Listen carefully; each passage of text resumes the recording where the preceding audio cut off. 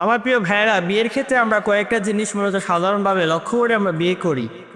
Number one, এক number হচ্ছে একটা মেয়ে সৌন্দর্য আছে কিনা, সেই সৌন্দর্যটাকে আমরা দেখে মূলত বিয়ে করি। দুই নাম্বার হচ্ছে তার বাবার সম্পত্তি আছে কিনা, সেটা দেখে মূলত আমরা বিয়ে শাদী করি। তারপরে আছে কিনা তার বংশীয় মর্যাদা আছে কিনা, সেটা দেখে আমরা মূলত বিয়ে করি।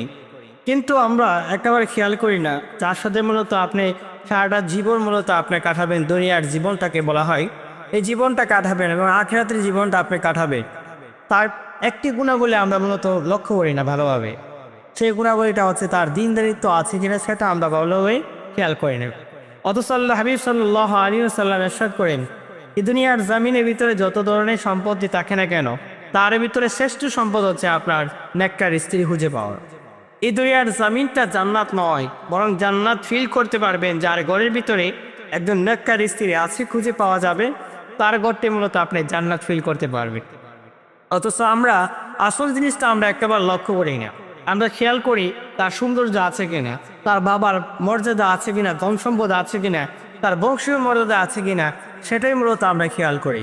অথচ রাসূলুল্লাহ সাল্লাল্লাহু আলাইহি ওয়াসাল্লাম বলেন, তোমরা অধিক পরিমাণ এই জিনিসটা খেয়াল করে বিয়ে শাদী করো, তার ভিতরে দিনদারিত্ব আছে কিনা, দিন দেখে মূলত আমরা বিয়ে করার চেষ্টা করব।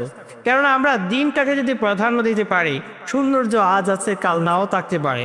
একটা দুইটা ছেলে মেয়ে যখন হয়ে যাবে, তার সৌন্দর্যটা আস্তে আস্তে চলে যাবে। কেননা সৌন্দর্য বেশি দিন মধ্যে ঠিক রাখতে পারে না, কিন্তু একটা জিনিস ঠিক থাকে সারা জীবন, সেটা হচ্ছে তার দিনদারিত্ব এবং আখলাক যদি সঠিক থাকে, ওই আখলাক দিনদারিত্বটা মূলত আপনার, এই জিনিসটা যদি আপনি পেয়ে যান, সেটা নিয়ে মূলত আপনি এই দুনিয়ার মিশন মূলত আপনি শেষ করতে পারবে। এজন্য আমরা সাজেস্ট করবো, আমার প্রিয় ভাইদেরকে সাজেস্ট করবো, আপনারা যারা বিয়ে শাদী করবেন, বিয়ের ক্ষেত্রে একটা নারী বিশেষ করে এই জিনিসটা আপনি খেয়াল করবেন, দিনদারিত্ব আছে কিনা। দিনদারিত্ব যদি না খুঁজে পান, তাহলে তাকে আপনি গ্রহণযোগ্য হিসেবে আপনি নেবেন না। আমরা বিয়ের ক্ষেত্রে আমরা কয়েকটা প্রশ্ন করতে পারি। আপনি যে নারীকে দেখবেন, তাকে আগে জিজ্ঞাসা করবেন আপনি কোরআন পড়তে পারেন কিনা। কোরআন যদি যে নারী পড়তে পারে, যে নারী 5 ওয়াক্তের নামাজ সঠিকভাবে আদায় করতে পারে, মনে রাখবেন সেই মানুষটা অবশ্যই এই দুনিয়ার জমিনের ভিতরে একটি সৎ এবং আদর্শ নারী হিসাবে থাকতে পারে।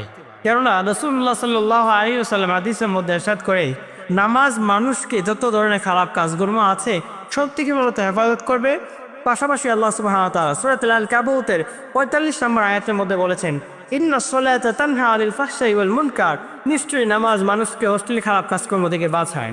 তাহলে যে নারী 5 ওয়াক্তের নামাজ আদায় করে, যে নারী আল্লাহর কোরআন পড়তে জানে, যে নারী পর্দার বিধান বাস্তবায়ন করতে জানে, যে নারীর কাছে ইসলামটাকে সবচেয়ে বেশি প্রাধান্য দেওয়া হয়, তাহলে মনে রাখবেন সেই নারী হচ্ছে দিনদার নারী। আর এই দিনদার নারীর কাছে আপনি সুখ খুঁজে পাবেন। যে নারীর কাছে আপনি দিন পাবেন না, কোরআন সুন্নাহর জ্ঞান পাবেন না, যে নারী আপনার এমবিবিএস ডাক্তার হতে পারে, উকিল হতে পারে, জজ হতে পারে, ম্যাজিস্ট্রেট হতে পারে, সব কিছু হতে পারে, অথচ তার ভিতরে যদি আল্লাহর কোরআন না থাকে, তার ভিতরে যদি 5 ওয়াক্তের নামাজ যদি না থাকে, মনে রাখবেন সেই নারী সব কিছু হতে পারে, কিন্তু সেই নারী দিনদার নারী হতে পারে না। আর যে নারীর ভিতরে দিনদার খুঁজে পাবেন না, সেই নারীকে নিয়ে আপনি জীবনটা সাকসেসফুল একটি জীবন আপনি পরিচালনা করতে পারবেন না। এই জন্য আপনি যদি চান দুনিয়া এবং আখিরাতে কল্যাণ খুঁজে চান, তাহলে আপনি একটা দিনদার নারী দেখে আপনি মূলত বিয়ে শাদী করবেন। ইনশাআল্লাহ দুনিয়া এবং আখিরাতে আপনি সফলতা খুঁজে পাবেন।